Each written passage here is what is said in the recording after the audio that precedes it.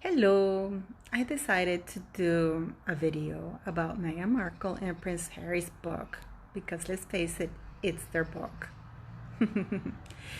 People, I know that you're upset about it, but just if you start reading the book, before you open the book, you understand that it is fiction, that those words in there are basically how Meghan Markle and Harry want to be perceived and not that is true, then you should be okay.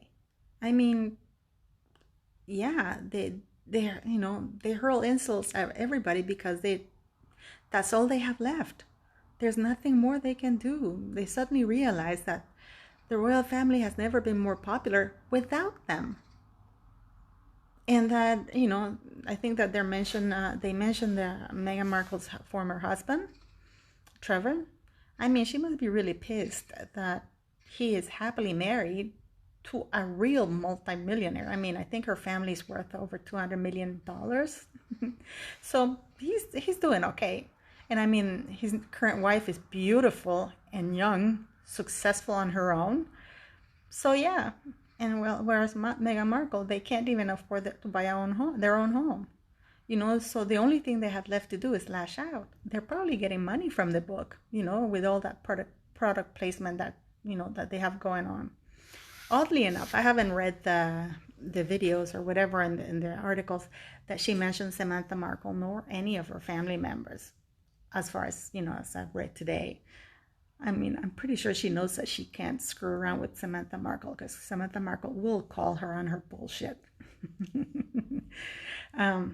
The royal family, though, they should really, really take steps to put an end to this racism and bullying claims, because those have legal consequences.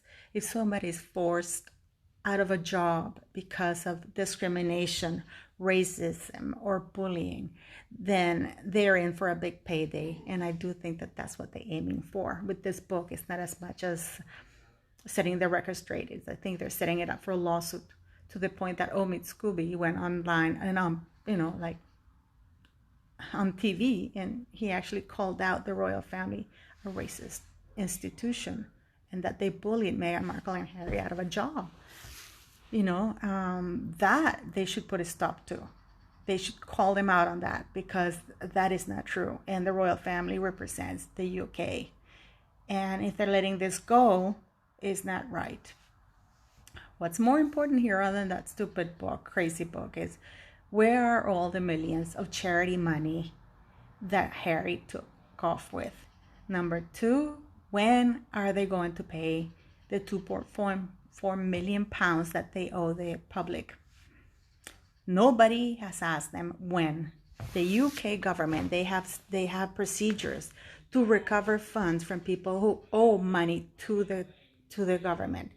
They owe that money to the taxpayers and the government, and they should do the same steps. They can seize their funds. They can seize their, if they don't have properties, they do have money in the bank, so they can seize their funds, for that same amount, and have that debt covered, but they're not doing that. So that's the second thing that they should ask. Third, who's paying for their security and their bills over there?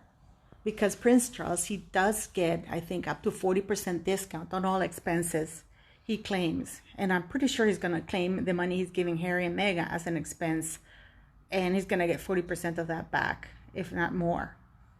So who's funding their lifestyle? That's more important, and the charity funds. If anything, this book just goes to show you that, they're not important.